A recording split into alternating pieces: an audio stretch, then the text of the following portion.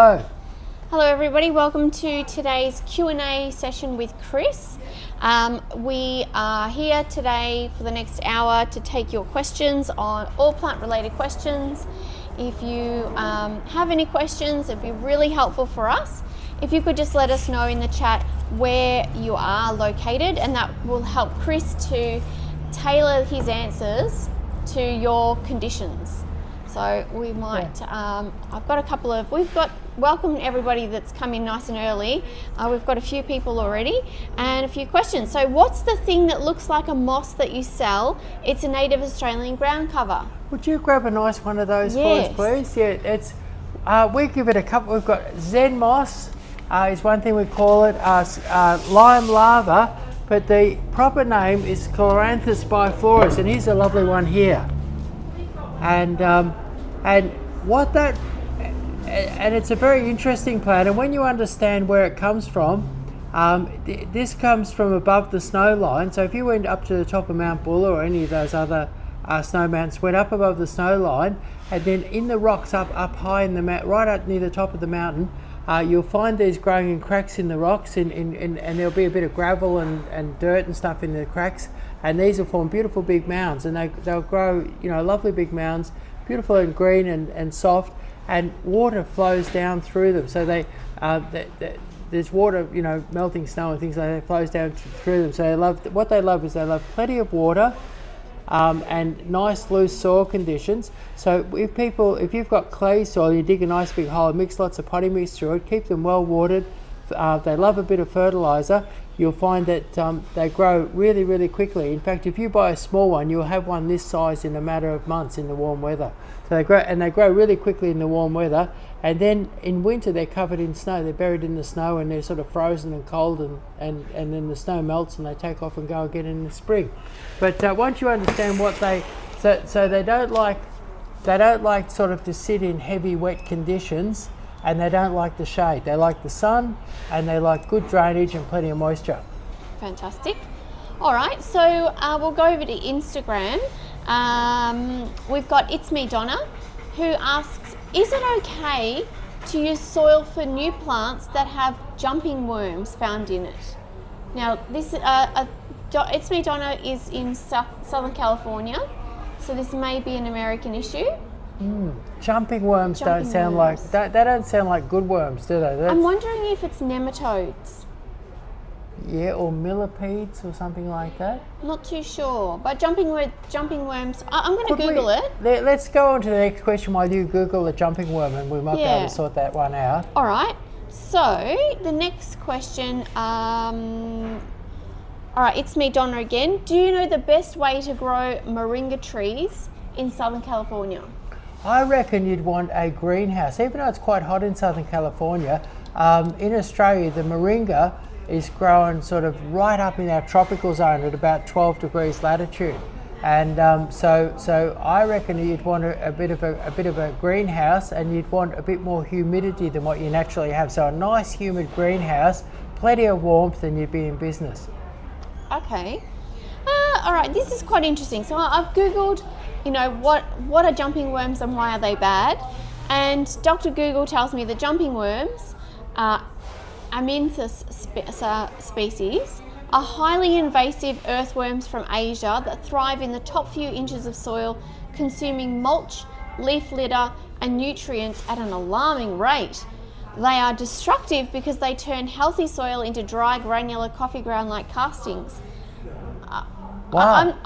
I'm not too sure where the bad is in all of that, because that sounds like what worms do. Mm-hmm. But anyway, I think that they do cause damage to root systems, and this is the part that is that makes them unlikable characters. So I think like a pathogen or a pesticide that targets jumping worms would probably be the appropriate thing to knock them out, but you'd have to actually repopulate it with healthy microbes, because you'd be knocking out the whole population most likely. Yeah. So it'd be a matter of knocking them out, and And what the thing to do would be to look and see if there's some sort of nice organic control, you know, like whether Yeah. by altering the pH, or there'd be something that those worms particularly like that you could take away from them or do, you know. So, but they sound a little horrific, don't they? Yeah. Well, I mean, for root systems, they sound horrific. In terms of, you know, converting all the, you know, mulch, etc., into worm castings, that sounds like the dream realised. So it's a bit of a 50-50, that one. Yeah. All right. I'll keep looking into that. Yep. Okay, so I'll go on to the next question. So, where are we here? Sorry, I've lost my, yep. Okay, oh sorry, Katie Millie Rickard. What is a large house plant that brings bright light for most of the morning next to a window that won't keep growing, that won't keep outgrowing pots, but will give some big impact? The first thing I thought of was an umbrella tree, and it will do everything except not outgrow the pots. But what you could do is umbrella trees are pretty cheap. You could get yourself a not too big umbrella tree and enjoy it growing. And there's a new type of umbrella tree. I wonder if we've got one handy here. You know, the one that's sort of really dense and tight, doesn't grow quite as big or as fast. But that would be a great thing. Like, they'll grow outside in full sun in Melbourne, and that would take a really nice light bright window. What else could you think of for a light bright window? Well, I think the fiddly fig is not a bad one because it's going to be quite large, but it won't outgrow its pot. I don't think. It won't keep outgrowing the pot. Yeah. Okay, so yeah. fiddly fig, you've got to be careful not to overwater your fiddly fig, but your fiddly fig could be good. And that new type of umbrella tree, I wonder if we have one handy here. They're not there. I think they're down in the fernery. Maybe we could get someone to bring one up and we could show it to them. There's a new type of umbrella tree that doesn't grow, it's sort of tighter, much tighter formation. Yep. I think our crew's just going to have a look for one for us. We might move on to the next of Donna's questions. Do you know what type of hibiscus plant is the best for tea?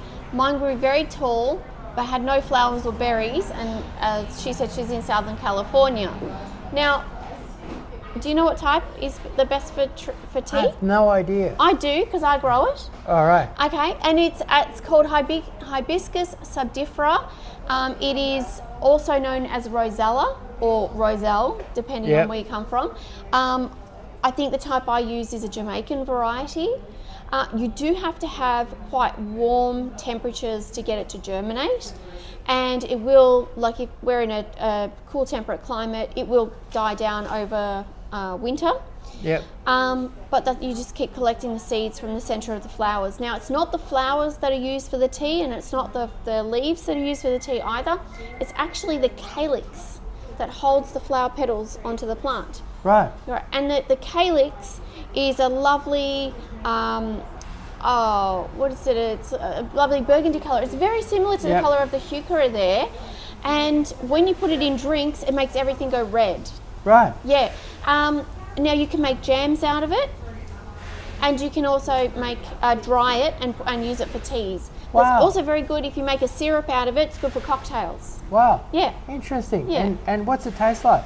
It's got a beautiful sort of piquant flavour. It's how do I say this? It was really lovely in cordials as well. So it makes a really nice, I think, sharp and zesty cordial. Yeah. Wow. Yeah. Oh, that sounds great. Yeah, it's sounds really lovely. So well worth growing, I'd say. Well and truly. So you can look it up as Rosella, Rosella, or Roselle, Roselle. All right. Cool. All right. So next question. Now I've got. It looks like this might be a follow-up. There's another sort that has like it's an umbrella tree, and it has really. They're in 12-inch pots, and the other one, the dense one. It's the one. If you look one with a sort of bigger, denser, tighter leaf structure. Okay. So this looks like it's a follow-up question. It's me, Donna. Some of bluffs turn darker brown on the spongy part. Am I doing something wrong? Some of what? Bluffs. Trying to think of what bluffs might have been, if it was a typo or predictive text. The blooms, maybe it's the bloomers. Blooms. So if it is the hibiscus and the blooms are turning a dark brown on the spongier part, so at the calyx, I think. Is there anything that she's might be doing wrong? I'm not too sure. I mean, it could actually be a lack of potassium. Yep. Potassium's the thing that gets, helps with fruit production. Yes, I'm not too sure about that one. We'll have to have a think about that. All right, I'm going to have a look. Okay. This gives fabulous context. So It's Me Donna's come back again and said that should have been loofah gourd. Okay, so the loofah gourd. The loofah gourd. Loofah gourd, yeah. They're turning darker brown on the spongy part. So I'm not too sure what's going on there. That could be a fungal issue. It could be overwatering issue.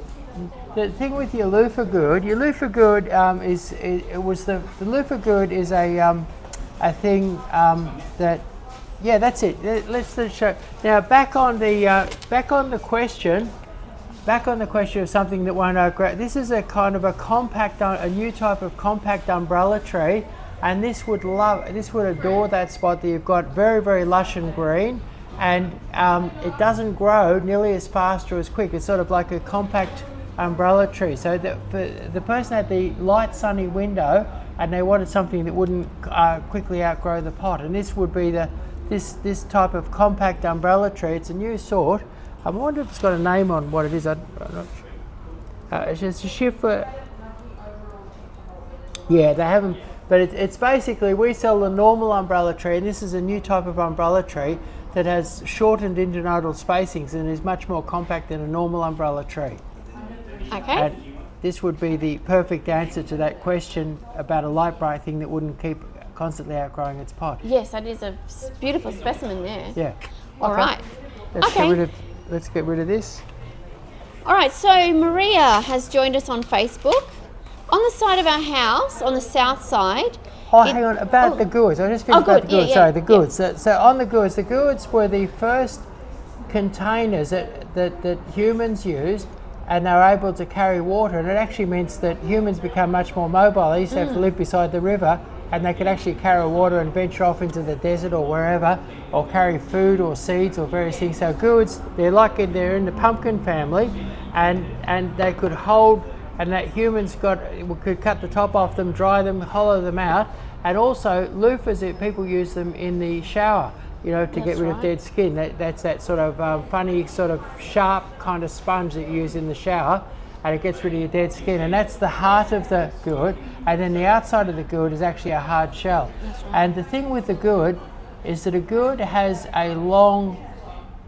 a long time to mature, a longer time to mature than a pumpkin or a squash or a melon, and so you need a long period without a frost.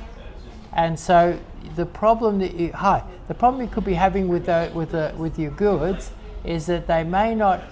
I'd say in California you should really be starting them off in a hothouse and growing them for quite a while before the weather gets up to the 18-degree mark where you would plant it outside. So basically, lengthening the growing season is probably the answer, and a shorter growing season is probably where your problem lies. Right. And it's a funny thing, you knew about those hibiscus, and when I was younger, I grew lots of gourds. Right.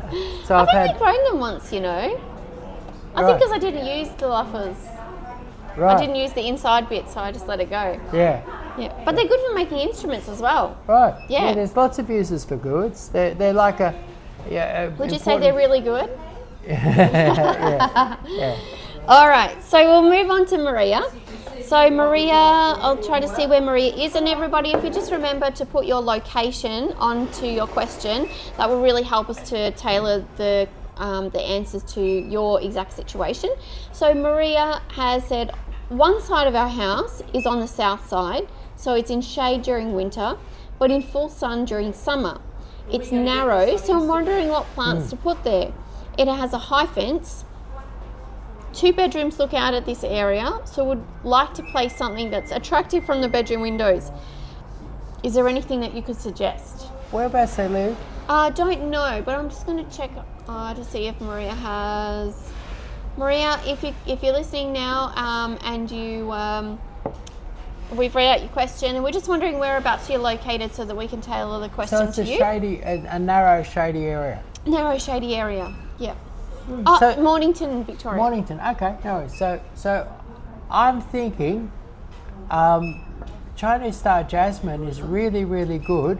How far is it from the fence to the bedroom window? Yeah. Is it like 2 meters, 1.5 meters? Is it quite narrow? Oh, it says I think it's narrow. So Maria, I'll just let you pop that into the chat, and we'll. But Chinese star jasmine, where you've got a lot of people between their bedroom windows and the wall or the fence, they've got a narrow area, and it'll be quite shady because you've got the fence shading you on one side and the house shading you on the other side. And one of the best solutions for that is Chinese star jasmine. It grows quite quickly, and what you do is you put up a wire trellis, and you could put something up so people could see how they could do it. But then you put up a wire trellis and plant the Chinese star jasmine along it. Without any training, it'll weave itself naturally up through that wire trellis and travel to the top of the fence quite quickly, and it won't go any higher than the trellis that you make for it. And then you trim it and make it neat, and you can make a beautiful thick green screen, evergreen screen, that's only 20 or 25 centimetres thick, that you can't see through. And then for 10 or 12 weeks in the summer, you have beautiful white fragrant flowers with nice green foliage. A bit like what's going on behind your head. Yeah, that's right, yeah. And so... Is he filming at the moment? Yes. It's just over 1 metre deep, Chris. Yeah. Yeah, so it's just over 1 metre deep. Yeah. Right, okay. So Chinese star jasmine would certainly be the answer, because you could make a 20 to 25 centimetre wide screen, and that'll give you something beautiful to look at, but still give you some space between the fence and the window. Yes. And the other thing, I think the other supplementary question I'm going to throw in for Maria's benefit, how far apart should you plant them? I'd plant one every metre, and also you could you post something, your nice page about how to do that. If you posted that somewhere where Maria could and other people could get hold of it. I'm not too sure how we can do that. We'll have a think about how we can do that. We might be able to snap a picture and put it up on in the chats. Don't know if we can put pictures in the chat, but we'll see what we can do. But yeah, definitely if you Google or have a look on Pinterest for a Chinese star jasmine wall, then you'll definitely find something like that. Okay, more questions. Let's have a look. All right, okay. Silsto, hi Chris and Jody. I came and bought 4 of the Magical Revolution hydrangeas. Just realised that half of the plants will get 1 hour of hot sun in the afternoon. Do I risk it, or do I need to find another spot? Risk it, as long as, well actually it's not a risk. If you are able to really water them, and in this hot summer you'd water them every day. If you're able to keep them well watered, you find that they will tackle the sun, no worries. That's one of the claims with those Magical Revolution ones. One of their claims to fame is that they'll take hot sun, and I've seen the growers growing them in the hot sun. So the commercial growers are growing them in the hot sun, and it's just simply, and so there's no risk if there's plenty of water. Okay, beautiful. All right, so we've got Dodd21. Sir, I've pruned my bougainvillea, but it's not blooming anymore. How can I fix that? Thanks in advance. Okay. Look, I think that you're probably past the blooming season for yours. I've noticed I have lots of them in my street, and they've all stopped blooming pretty much. And that's pretty much it for the year. So the trick would be to fertilise it, water it, get some growth on it, and really enjoy the blooms next spring. And it's late spring, early summer that you get your best blooms. Yeah. All right, so I've got a question in the chat from Gary, who's on YouTube. Gary asks, hi, can I ask questions here? Absolutely, Gary. Just pop your question in the chat and just let us know where you're located roughly, so that we can tailor the question or the answers to your question to your area where it's most relevant. All right, so let's see what else we've got here. I think I might be going backwards here. All right, so I think Katie has put it. Here we go. Oh no, I've been through that question, but the follow-up question to that. All right.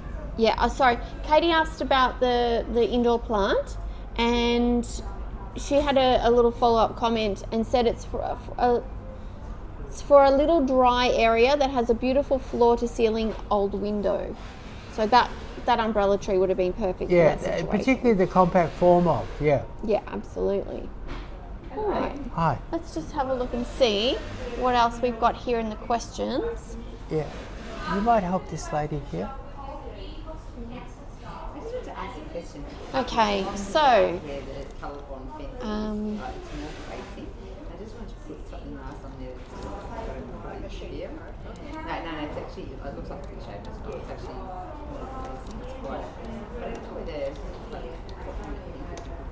all right, so we will go to Wayne would be the best help. Take her around to Wayne. Yeah. I was going to ask you, have you got time just to... No, we're in the middle of a live stream right now. Oh, you're live? Yeah, and we've got, yes. Okay, so what are the easiest vegetables to grow for beginners, Chris? Silver beet, it would be number one. Silver beet? Silver beet would be number one. Potatoes would have to be number two. Yeah. Silver beet, potatoes. Is a lettuce a vegetable? Oh, absolutely it is. Yeah, okay. Because I figured you have them. I think lettuce is a lot easier than people think. And one of the keys to growing good lettuce is making sure they always have enough water. Yeah. And especially like in Australia, we're hot and dry, and our soils can dry out really quickly. Sometimes you need to water them morning and night if you want to get quick crops. You don't have to water them, excessively, but they're just going to make sure that the root zone is always moist, and they'll fruit right through the hottest months. What if you grow those sort of cos lettuce? You can get a lot out of them because you just take the outside leaves off them. You don't have to chop them off. Absolutely. And you can just harvest and harvest and harvest. And I was just thinking, my mum's big specialty was broccoli. And she, instead of stripping the plant, she would work the plant and harvest it for ages. Yep. And I think that, so I'm thinking in order, I think silver beet. When I was a kid, we used to grow so much silver beet that we used to keep our cow fed on silver beet as well. Like we'd throw it was so easy to grow, we'd pick whole armfuls and just throw them over the fence to the cow, and she loved it. So silver beet probably easiest. Potato would be number two. Lettuce I think would be lettuce, as long as you say, as long as you keep it well watered, nice fertile soil. Yep. It's incredibly easy, and you can grow lettuces that are not. Don't know what you call it, but they're not like you don't have to harvest the whole thing. Like there's open lettuces and hearting lettuces. Yes. So and the hearts you have to chop them off to get them. Yeah. And so the return for effort is smaller with those sort of lettuces, and the ones that you can chop the leaves off them, they're incredibly productive. They are, and you can you just take what you need from the plant each day when you eat it, and that'll just keep reproducing. Yeah. What I also find with lettuces in particular is hitting them with a 50-50 mix of like fish emulsion and a seaweed solution. I just do 15 mils of each, and I do that on a fortnightly basis. It just keeps them growing and growing well. Yeah. Because the benefit of doing that is because it really encourages leaf growth. Yeah. So basically, they're a very responsive plant. Yes. Yeah, and then I'm thinking the next thing would have to be a French bean, wouldn't it? Oh, French bean. Yeah, very prolific in their production. Yeah, and it's so easy. You sprinkle the seed in there, and up they come, and before you know, you're picking beans and it's a you bit of a get- twofer, Yeah. because you can have them fresh, or if they're getting too long in the tooth, you can leave them to dry completely. You've got seed for next year, and you've got beans for the pantry. I've never done that. Oh, haven't you? No, no. Oh my gosh. Yeah, they're some of the best beans you'll eat during the year. Right. Yeah. Yep. So I think that to get started, if you got started with those ones there, you'd do very, very well. Yeah. All right. So now Dodd21 has come back. Dodd was asking us about the bougainvillea, and Dodd said, "Oh, I thought it was blooming every time." Okay. Thank you, sir. Nice. No worries. All right. So, Mr. Klasler, what are some fixes for grounded what are some fixes for ground planted plants that are root bound? Okay, I think that root bound is kind of something that people overplay. I remember when people first started to sell native plants, and we'd buy grevilleas and things like that, they were all root bound. And what would happen is we'd grow them and they'd shoot away in the garden, and then a big wind would get them and they'd tumble like tumbleweeds across our lawn because they were root bound. And but I get customers that sort of say, like something like, say, they'll buy a claret ash, for instance. Now, a claret ash is grafted onto a desert ash rootstock, which is one of the most aggressive rootstocks in the world. And in no time at all, within 6 weeks of putting them in the pot, they'll be root bound. They'll have roots everywhere. Now, a claret ash would never falter, or if you plant a claret ash that's heavily root bound, the roots will just grow out, and you'll never have a problem with it being, even though it looks root bound, it'll never really be root bound. It'll never be a problem. It's only very certain plants, mostly Australian natives, that once those roots go round and round and round, they can't break out of that ball, and they tend to become deformed, and they don't root properly. And I know councils are particularly worried about gum trees falling over that haven't properly. Don't have proper sort of radial root systems. Yep. But with most exotic plants, it's just not a problem. And so I had a customer who had some trees, die back a little bit after she planted them, and she hired a horticulturalist, and the horticulturalist said, well, they were root bound and that caused transplant shock. Well, it's just, with the magnolia, it's just ridiculous. Magnolias have strong growing roots. They tend to circle around in the pot, and you plant them out and the roots just spread out and grow. Yeah. And so root bound is kind of a thing that people are perhaps a little ignorant apply to every sort of plant and worry about every plant. They're petunia and they're this and they're that. And where I worry about root bound is with a lot of your native trees and some of your native bushes. That's where you've really got to worry about root bound. What do you think? Right, so I think one way to combat plants becoming root bound, especially when you're putting them in the ground, is a lot of people, when they dig a hole for a plant, they'll dig a round hole, and it has perfectly rounded cylindrical edges. And when we talk about like with our design clients, and we give them a quote, we incorporate a high quality potting mix into that quote so that they can integrate some of that potting mix in with their soil, so it creates a really nice environment for the roots to grow into. Not having perfectly cylindrical edges on your soil, especially if you've got a really heavy cracking clay soil that tends to dry out like rock, then that can prevent the roots going round and round and round in the hole. So making sure that you've got nice jagged edges that it can actually penetrate that and sort of not get. They can tend to get, I guess it's like being on a hamster wheel. You just keep going around and around. But if, for example, there was some niches, some edges that you could slip into, then the roots will slip into those edges, and then they'll take off in that direction. They won't just keep going around in a circle. Yeah. Yeah. And also the other thing I think is the other thing that really assists root growth is the old sea salt. A lot of people think sea salt's a fertiliser. I see it as a tonic, and it's a tonic that's particularly good for establishing plants and encouraging root growth. So if you were to combine your idea of doing an irregular shaped hole, a jagged natural sort of a hole, combine that with some applications of sea salt, and you'll really promote that root growth. And I don't think it's as much as a problem as people say it is. It really only applies to certain plants. Yeah.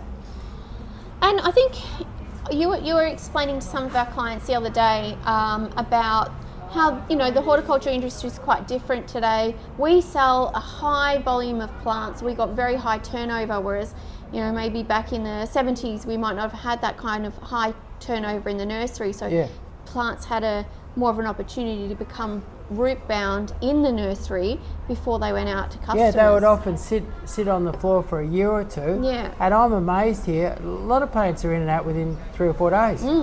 And some are lucky to last the end of the day. yeah, that's right. Yeah. So plants move much more quickly through the nursery, and they're in a much fresher and better state today than what they were 20 or 30 years ago. Yeah. Yeah. All right, so now we're just going to go back through. So It's Me Donna had asked what's silver bait, or and I've just put in the chat. It's silver beet, which is also known as Swiss chard or mangold. Right. And it's a bit like spinach, but not as sweet and tasty, but very healthy. It's beautiful, and it differs from spinach in that it doesn't just it doesn't wilt as quickly. No, it's much stronger, isn't it? Yes. Yeah. So it's a really lovely, really, really good for you. Full of iron. Yeah.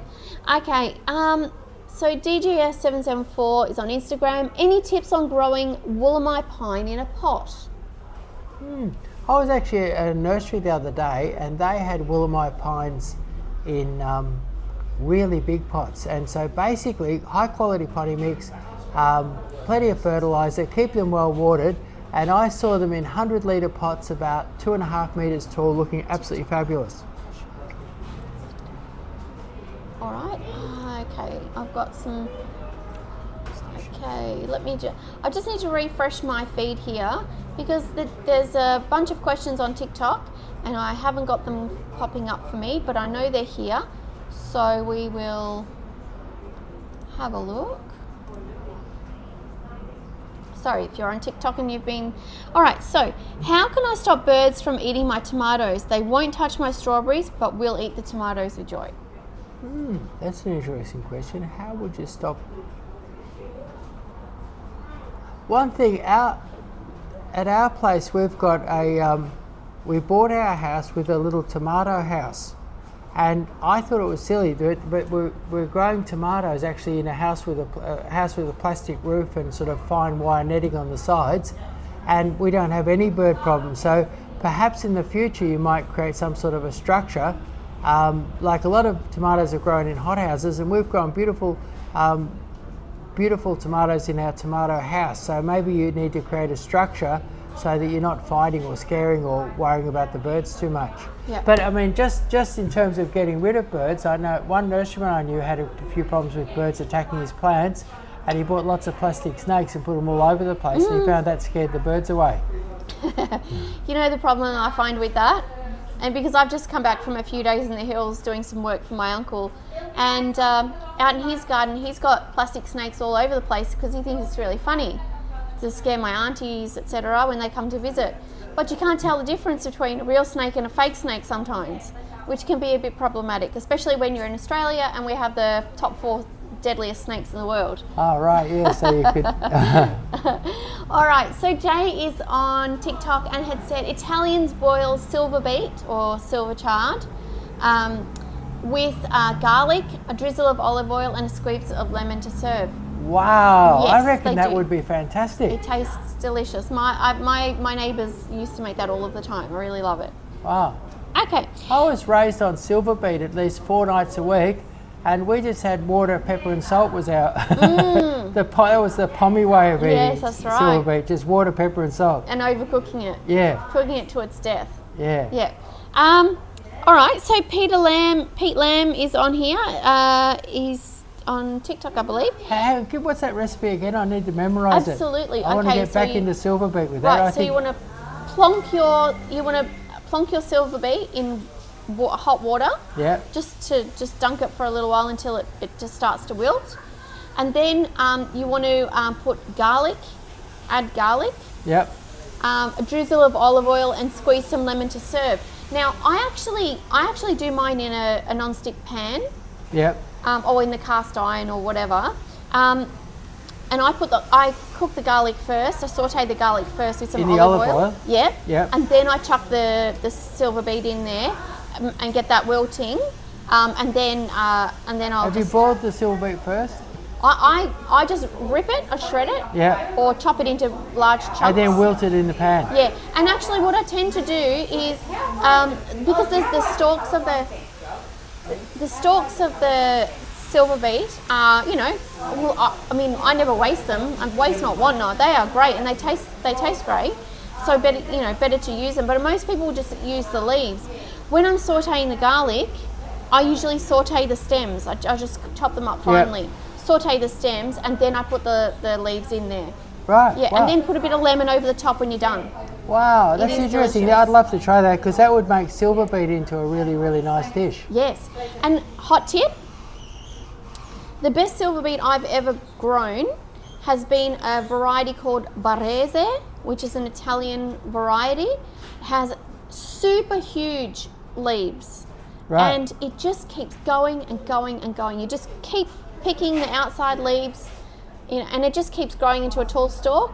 And yeah, I've had some go for 2 years. Yeah, I've had silver beet go for 2 years, so it really is the world's easiest vegetable. And the interesting thing about silver beet, actually the reason why it grows for 2 years is because it doesn't produce seed until the second year. Right. Yeah. So that's a really good one. All right. Kiana Pare says, hello, I've just planted some passion fruit into the ground. Do you have any tips? Passion fruit. Passion fruit needs fabulous soil, absolutely fabulous soil. I often tell people to make a mound of beautiful compost and the best soil you could possibly find, Yep. with heaps, and add a bit of osmocote to it as well. Like really, they like it super duper rich. And the best passion fruit I've ever seen was in an easterly facing position where it had lots and lots of morning sun, a little bit of shade in the afternoon, and with fabulous soil underneath. So Yep. And with my passion fruit, something that I also do with my zucchinis and anything in that, pumpkins, zucchinis, cucumbers, is I'll actually, with the zucchinis, etc., I'll actually plant them into mounds of really well composted or well rotted sheep manure. right. And with the passion fruit, I like to mound the sheep manure around the base of the plant. Right, that's a great idea. Yeah, because then it just gets washed into the washed through the soil as it rains through the summer, spring and summer. Okay, so Pete, what happened to your question? That's right, I started to read that out and we got distracted. Okay, I bought a ruby red grapefruit tree and has fruits growing. Can I pot it up or will that put it into shock? No, pot it up for sure, and don't chop the roots, don't do anything sort of nasty to it. Put a nice little dose of osmocote on it, use good quality potting mix, and it'll just help, it'll actually help with the fruit production. Yes, and the best time to plant your citrus is autumn. Right. It's the best time of the year to plant your citrus because the what did I say? I can't believe I just went blank. Sorry.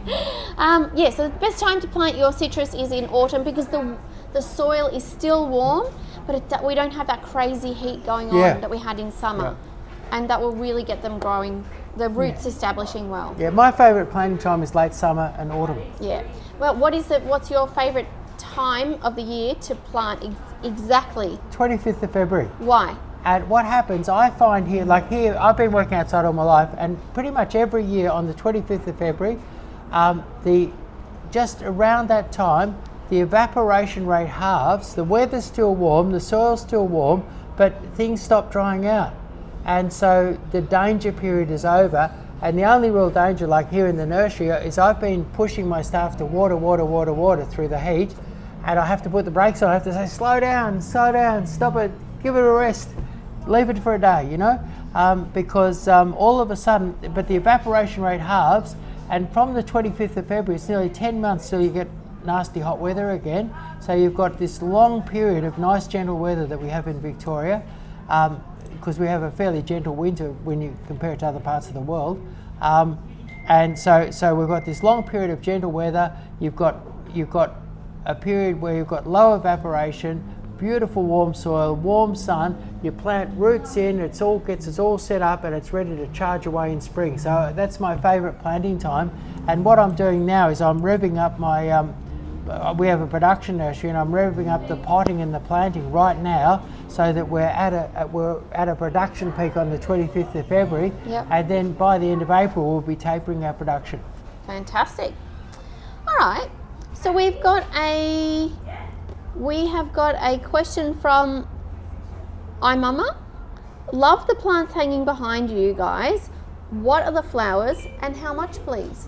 They're the Calabracia. They're Calabracoa. Not Bacopa? No, Calabracoa. And Calabracoa, I think they've been bred from petunias. They're kind of a modern plant creation. And what's great about them is that they flower, and there's nothing else that flowers and flowers like them. And a lot of, we're getting a few people in that are wanting to put, say, property on the market, and they want to have it looking fabulous in March. Or in the heat of February, late February and March, a lot of things that are flowering now will kind of burn out. Yep. But your Calabracoa thrives on hot sun, and it's a really reliable way to have flowers from now right through into autumn and early winter. And the follow-up question was how much? $29.99 for a 10-inch pot hanging basket. Oh, that's pretty good. They're pretty Yeah. full-looking plants. And we've got them in different colours in smaller pots. That's the Calabracoa there, this lovely hot pink. It's called Star Jump Hot Pink. Yeah. And it's got a kind of a star in the middle of it. And I love that lemon-coloured one there. Yeah, and there's a lovely lemon-coloured one there. Gorgeous. So And a red hot? Yeah, and that's a petunia. Oh, that's a I super think. tunia. Yeah. Oh, super tunia. You know, proven winners super tunias, I found, are fantastic. They are so floriferous. Yeah. And they just keep going and going. Really, really good doers in the garden. All right, beautiful. We will go back and have a look. So, Nolan says, send a hug to the people of Brazil. Hello. Thumbs up to that. Hello, Brazil.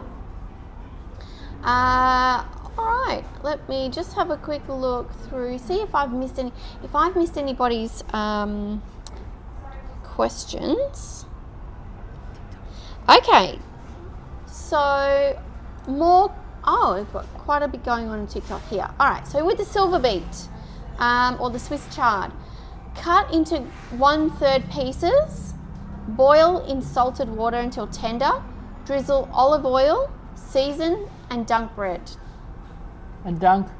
Dunk your bread. Dunk bread. So I think maybe dunk it into bread or dunk your bread into it. If it's quite tender, Yeah. you probably dunk your bread into that. Right. Okay. My bad. Sounds very nice. Yeah, it's delicious. Okay. What else have we got here? All right, Chris, this is a really good question here. What do the numbers on the fertilizer bags mean? NPK. Nitrogen, Yes? potassium, Yes? and phosphorus. Okay. And what do they mean for plants? Okay, so nitrogen is what makes plants green and makes plants grow very quickly. Yep. Phosphorus gives the plant strength and helps with fruiting and flowering. Yep. So it's the fruiting and flowering. It also helps with the strength in the trunk, and then K, potassium helps you with.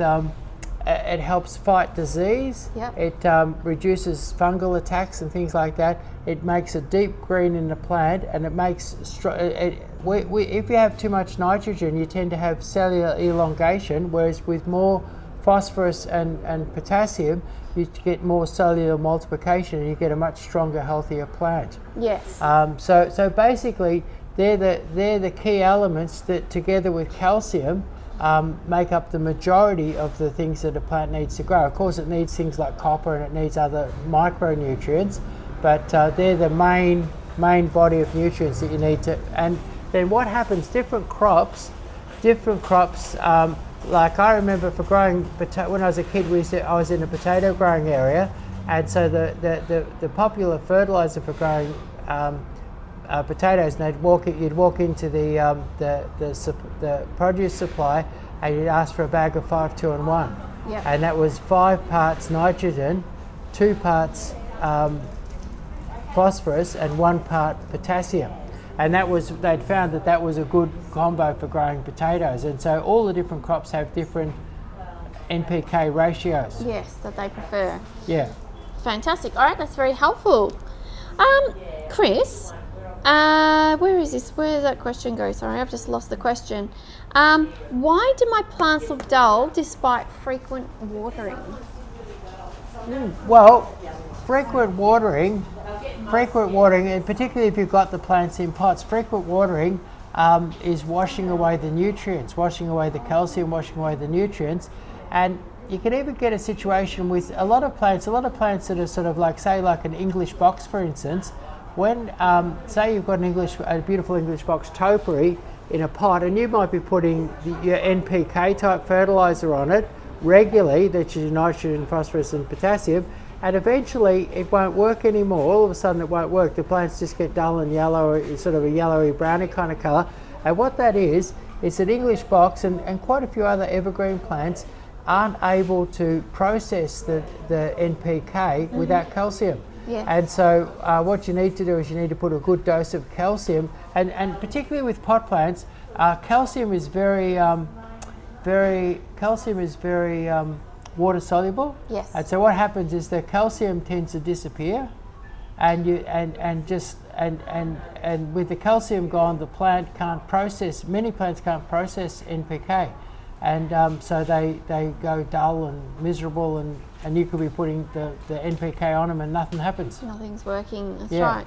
And the type of lime that you're talking about is? Dolomite. Some people, I've said lime to some people, and they're thinking that they want to go home and squeeze some lime juice. And but no, the lime I'm talking about is, and the best lime on the market is called Dolomite lime. Or you can use ground agricultural limestone, but basically it's crushed up limestone. Yes. And so effectively, that's the stuff that was sitting beneath the sea. It's all of the crustaceans, etc., that have mollusks and things that have died over millennia and have settled to the bottom, and then you're cutting that up, or that's been ground up, and that's what's going out on your right. Yeah. Okay. All right, beautiful. So it's me, Donna. Any tips for growing blueberries in Southern California? Mine make tiny ones, but the bush has not gotten any larger since I planted it 3 years ago. 13 plants all get really good sun. Okay, so what you need is you need acidic soil. You need deep, loose acidic soil. I reckon that hot afternoon Californian sun could be a little hot, so I reckon morning sun and a bit of shade in the afternoon. Okay. Deep, loose soil that's acidic, and I think, would Osmocote be in USA? No, I don't think Osmocote is a product that's available in the States. I'll check. So what you want is, here we have a liquid fertilizer for acid-loving plants, and I'd be looking here. We have Osmocote liquid fertilizer for acid-loving plants. But I've worked in California nurseries, and I've found there's some fabulous fertilizers over there. But I would be looking for a liquid fertilizer for acid-loving plants, and here we use, and I think you can get it in Southern California, I think crushed pine bark is a good acidic material to put through the soil and turn your soil into a nice acidic soil. So blueberries, acidic soil, I reckon in California, out of the hot afternoon sun, and plenty of deep loose soil, acidic, plenty of moisture, and heaps of fertilizer. And in particular, if you could get a fertilizer, maybe go to your fertilizer supplier, professional fertilizer supplier, and get a fertilizer that's aimed at acid-loving plants. Now, I've just done a little bit of research, and it looks like Osmocote in the States is better known as Scott's Osmocote. Oh, right, okay. Yeah. So might be. So here we have a product called Osmocote liquid fertilizer for acid-loving plants, and it works miracles on anything acid-loving, which is your azalea, your camellia, your daphne, and of course your blueberry. Yeah. Fantastic. All right. Okay, instead of weed mats, would laying down cardboard work if I then put mulch on top? Yeah, cardboard will work, but the problem with cardboard is whether the moisture travels through it freely enough. I've used what I really... Okay, so here in the nursery we sell this, you can buy hemp weed mat, which... Jute, yeah. And that lets the moisture through but doesn't let the weeds come up through the bottom. Yep. And I've even done, I've got one weedy old garden and I rolled out a jute weed mat on it and put potting mix on top and planted all these plants on it and made a weed-free environment, and the roots grew down through the jute weed mat, but the weeds didn't come up through it. Yes. So so you can get like a jute weed mat, but then just using sort of rubbish from around the house, I've used jute animal food bags. Oh yes, yep. And that'll have the same effect. The weeds don't come up through them. But what I love about an organic, but the cardboard would worry me because I think it would deflect water away. I don't think the water would travel down through it. So in most of Victoria where we're pretty dry, we need the water to go down through our weed mat. So I've used, and I like the idea of the jute weed mat, and I like the idea of the old animal food bags, that not the plastic ones but the jute ones, because what happens is that weeds only have a certain amount of ability to push up, and what happens is that those if they're nice and thick, they last for 12 to 18 months, and in 12 to 18 months they disappear and become part of your soil profile, and the weeds are gone. So it eliminates the weeds and then eliminates itself. Whereas the other, you go to re-landscape or re-dig or jazz up a garden that's all got weed mat in it, and the weed mat is an awful pollutant. You know, that's your plastic weed mat. So I really like the idea of an organic weed mat, and something that I plan to research and work further and encourage much more in Victoria. Yeah, I'm quite partial to an organic weed mat. I definitely don't like the woven weed mats. I think they're an extreme environmental issue, especially if you're somebody that has chooks, because if you've got weed mat like I had, you know, people that lived in my house before me, they had weed mat down, and we've been digging it up ever since we moved in there, and even 18 years later there's strips of weed mat that keep coming up, and I'm sure my chooks have been eating it and it's been going around in their crops, giving me big vet bills. So all right, so we're getting close to the end of our time, so we've just got a few more questions, time for a few more questions here. Got a comment, Mrs. Bond. I'm reading this out just to acknowledge you and to just to try your luck. Mrs. Bond says, come to Geelong and plant out my new garden. Maybe come in and have a garden design session with Chris and you might get lucky. Yeah, come in and have a free garden design, and then we'll see what we can do from there. Yeah. Okay, Gunnar and Tharby, I planted my teddy bear magnolias about 1 metre apart. I've been told that's too close. Is that true? I think so. Yeah. What the nice thing about a teddy bear magnolia is they have this lovely conical shape to them, and the problem is that with that conical shape, if you put them 1 metre apart, they're going to grow into each other and you're going to lose their sort of identity or shape. I think I've been doing them around 1.8, 1.5 if somebody's after a bit of a hurry to, you know, get them to close up. But I encourage people 1.8, and you could even go out to 2 metres, and then you'll start to see the beautiful shape of the tree and enjoy it as a shape and still get a good screen out of it. Yep. So okay. If they haven't been in too long, you could, at 1 metre, what's good about having done 1 metre is if you took out every second one and moved it along, you could correct the problem without having to dig up every one. Yes, and you have spares to give to your neighbours. Yeah, and if you were doing that, you'd wait till autumn to do it. Okay, yeah. Autumn, fantastic. All right, so, and Grace88 says, thank you very much for that very informative response. I think that was either about the dolomite lime or the weed mat. Yeah. So, now, beware of Bob. What is the best way to treat potted bamboo with an infestation of white flies and spider mites? Wow. I'd have a go with Conguard. I'd give it a real good soak with Conguard. Yeah? Yeah. and possibly follow it up a month later with one more dose, and you'd have them cleaned up for sure. Now there is an alternative, so I'd go with the Conguard first and try my luck, and then there is a website. I think they're maybe a Queensland-based company. It's called bugsforbugs.com.au, and you can buy beneficial insects that will, like for example, consume spider mites.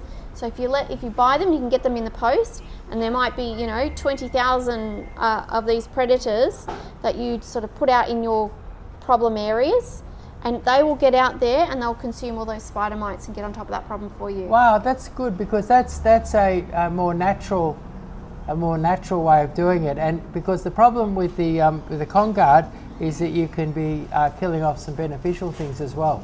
Yeah, and I think bioworks.com.au bioworksonline.com.au also might have some beneficial insects for that purpose as well. But spider mites are a pain in the butt. I get it in my garden all the time, and that's the only thing that really works, is to increase the predators. Right. Yeah. All right, so I think we're just with those predators in your garden, are you afraid to go outside? Not at all. It makes me feel safer out in my garden. Really? Right, you're not worried about being attacked by one of those predators? What if they get hungry and they've eaten all the spider mites and you're the last living thing to... They'll go to my neighbour's garden. There's all spider mites for everyone. All right, okay. All right, so, Gunnar and Sabi says, thanks very much.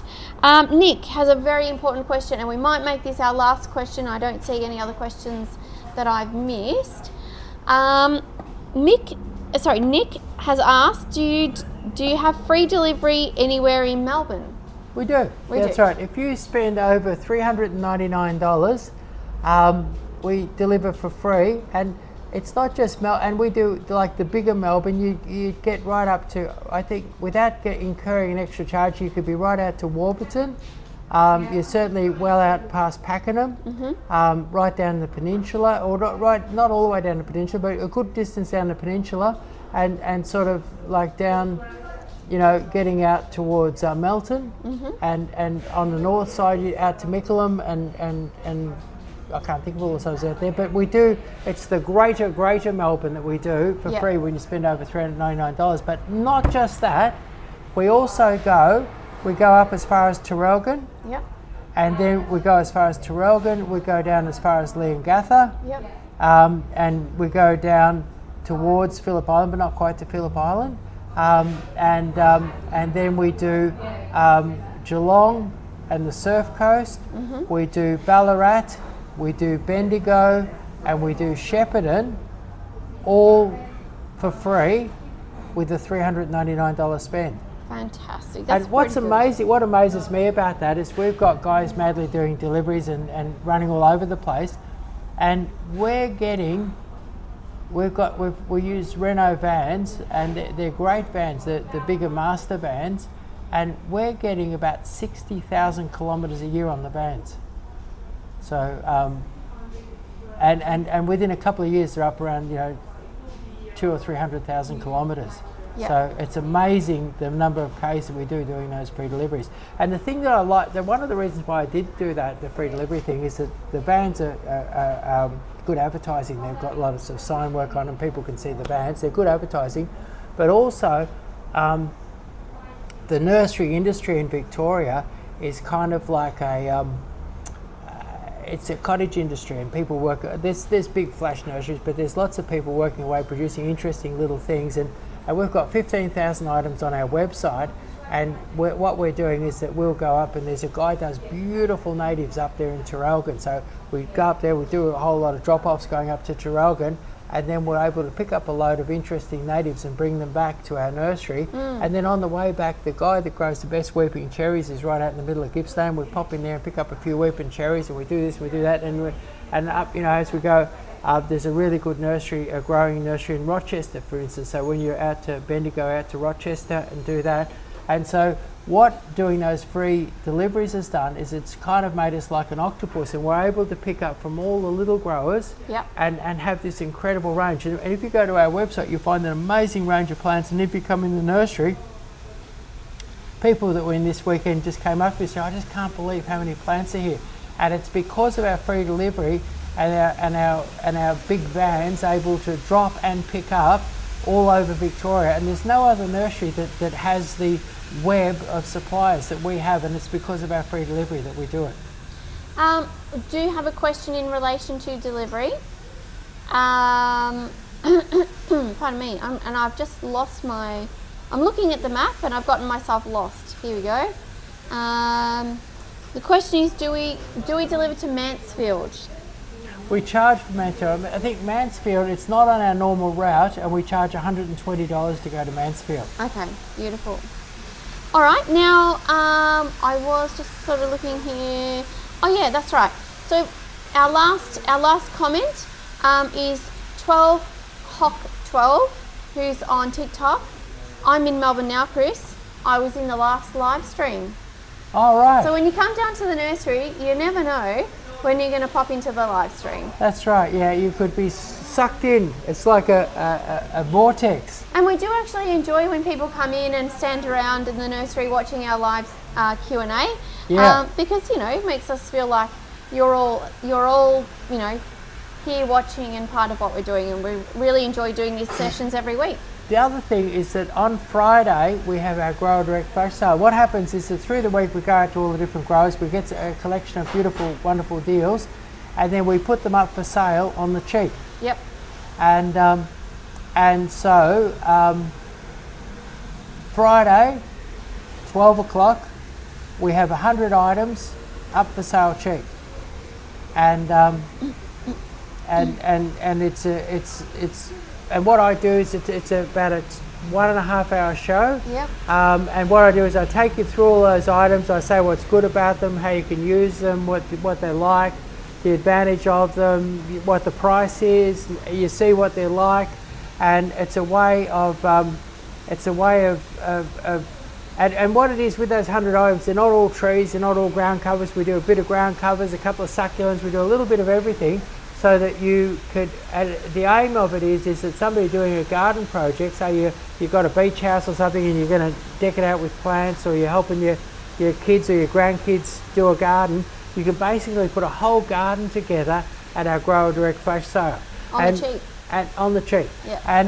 And get it delivered cheap. And these over aren't most of small, Victoria. piddly little plants either. I mean, we've had trees in here we could barely fit into this 5-metre shed. Yeah, so there's great big plants, there's little plants, and there's lots and lots and lots of plants. So lots and lots of plants into the Grower Direct Flash Sale, and what's a really good thing, if you've got a friend who's got to get their garden together, or a relative who's got to get their garden together, and you know, and price is an issue these days, bring them along or get them to go to the Grower Direct Flash Sale 12 o'clock on Friday, and see what we've got. Yep. And then you've got a whole week to order it. So that whatever goes up this Friday will be then available for a week.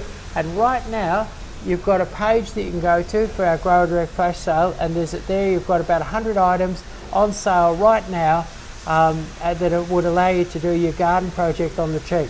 Excellent. So you can find that on our website, the22guru.com.au. Yeah. Fantastic. All right, guys. Well, we thank you very much for your participation today. We really love your questions. Yeah, thank Every you. week we get more. Thank you for so many really nice, interesting questions, and I'm going to check out that recipe for silver beet. Yes, Yeah. absolutely. And I might even bring in some of my silver beet for you, Chris. Oh, fabulous. Yeah, Give me try it. something to cook, yeah. All right, guys. Well, we will see you next time on Friday at 12 p.m. for our Growers Direct Flash Sale. Great, thank you. Bye-bye. Oh, damn. I missed this question and I wanted to ask it.